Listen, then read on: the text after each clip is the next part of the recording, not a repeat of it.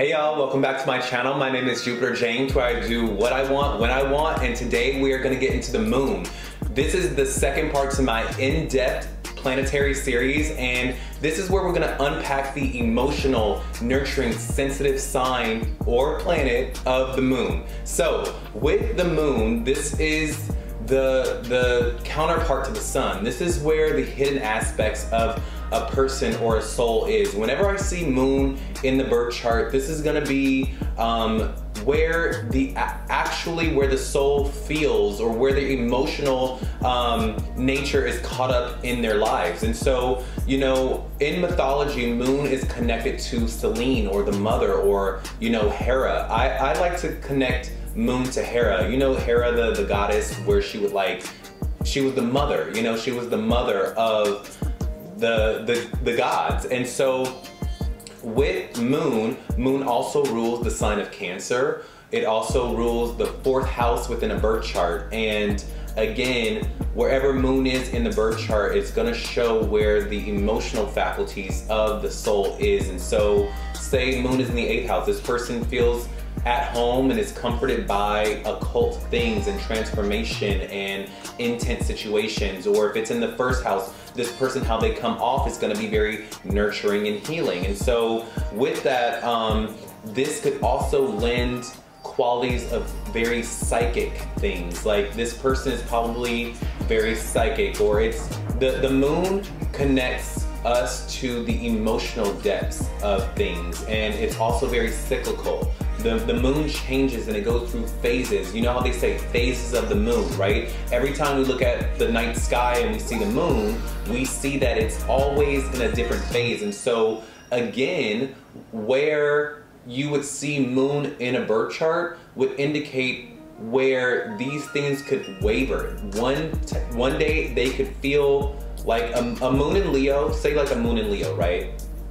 One day a moon in Leo could feel like the biggest Leo, the star of the show, the biggest, like, oh, they feel so creative, they feel so robust, they feel so prideful, they feel the most Leo they've ever felt, right? And then just as quickly the next day, they could feel nothing like that. They could feel the opposite of that. They could feel like, I suck, I'm ugly, like, I can't do this, I don't wanna be out in the spotlight. Like, so again, this is where things could be cyclical. It's very like, it wavers and it wanes and it changes because the moon is so changeable. This could also lend qualities of very hidden things or hidden aspects of a person. Like where, say moon is in the 4th house, this could lend to a person whose mother was probably very absent. Or if moon was in the 12th house, this could mean that their mother was very absent. Wherever moon is in the chart, and whatever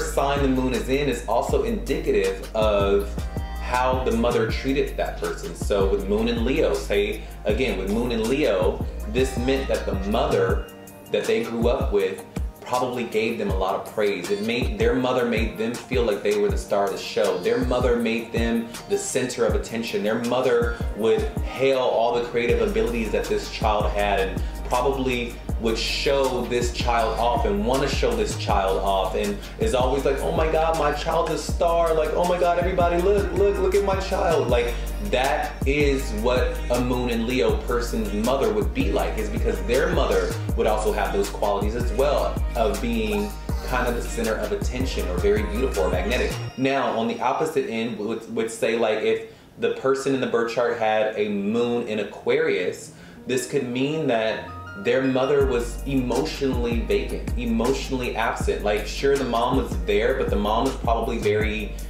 absent, probably very scientific, very weird, very avant-garde, very just like, the emotions weren't there. It was more based on logic and just like, you know, like the mom wasn't there. She was absent emotionally. And so that is the moon. The moon, I feel, is so beautiful because it's that, I like to say that the sun is not who we are. I like to say we are the moon, you know, like our moon sign is who we actually, it's the vibe that we give off. It's the psychic undercurrent of who we are, you know, and like, it's almost like it's the emotional flavor of the sun. Is that, yeah, that's what it is. It's the emotional flavor of the sun. Like, the sun is the first impression, well, the rising is the first impression, but I'd say the moon is the emotions of that person. It's like how that person feels about situations and about themselves and about the world, and like, it can also lend very psychic qualities as well. Like, so I'd say if like moon was in the 12th, or if moon was in the 8th, this could be someone who's very psychic. Or if moon was in Scorpio, or if moon is like in Cancer. If moon is in Cancer, come on, like, forget about it. This person knows the waves and the waters. It knows the waters. The moon rules the waves, right? And if water is emotion, then it rules it. Like, it literally rules it. Like, a Cancer person knows how to make someone feel better because they know how to move the current. They know how to make the emotional water settle. They know what to do, what to say, how to make the environment feel to where the emotional nature that we are can be settled. And so if moon is in Cancer, like, try to lie to that person. Try to tell that person that you feel okay and you don't feel okay. That person knows how you feel before you even know how you feel. That person probably knows you like them before you even know you like them, you know? So wherever moon is, or wherever Cancer is, it's gonna lend very psychic properties, or very mothering, nurturing, healing, psychic, sensitive properties. That is what the moon does. It's a psychic nurturer. It is a healer. It is a energetic, it is an emotional planet. It's very emotional. It's very emotionally centered and emotionally driven. Yeah, so that also in mythology, they say it's Selene. It was like, they say Selene was the god, the Greek god who would ride in a chariot and like illuminate the night sky with, you know, her healing, gentle, warm rays of the moon. I don't really like that. I don't know, because she wasn't a mother, so I don't really connect to that. I really connect to like Hera being the archetype of the moon, you know? Yeah, so that is my in-depth analysis of the moon. The moon rules the 4th house. The moon rules the sign of Cancer. The moon is a healing, emotional, psychic planet. Wherever that planet is in the chart is going to lend those properties to the theme of wherever it is placed. It is also how the mother treated that person. You can refer to the sign and more so the house of how the mom, well, more the sign. I'd say the sign is how the mom made that child feel, and they've carried that out into their adult lives. But if you want to know how the mom truly was, you would go to the 4th house, if that makes sense. Like, because the moon could be somewhere else other than the 4th house. But if you want to know the dynamic of the mother, more so, or the dynamic of the childhood, you would refer to the 4th house, which is still ruled by the moon.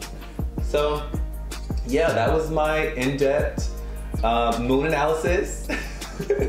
And if you guys want more videos like this, hit the links below if you would like a birth chart reading, a love reading, a career and destiny reading, a Saturn's return karmic reading. What does Saturn want from you to make your life easier and for you to master in this life? I can relay the message, and I'm sure the stars have a message for you and a solution for you. And I would love to let you know what that solution is. Hit my links below, and I'll see y'all on the next one, all right? My name is Jupiter James, and I'll see y'all on the next one. Bye.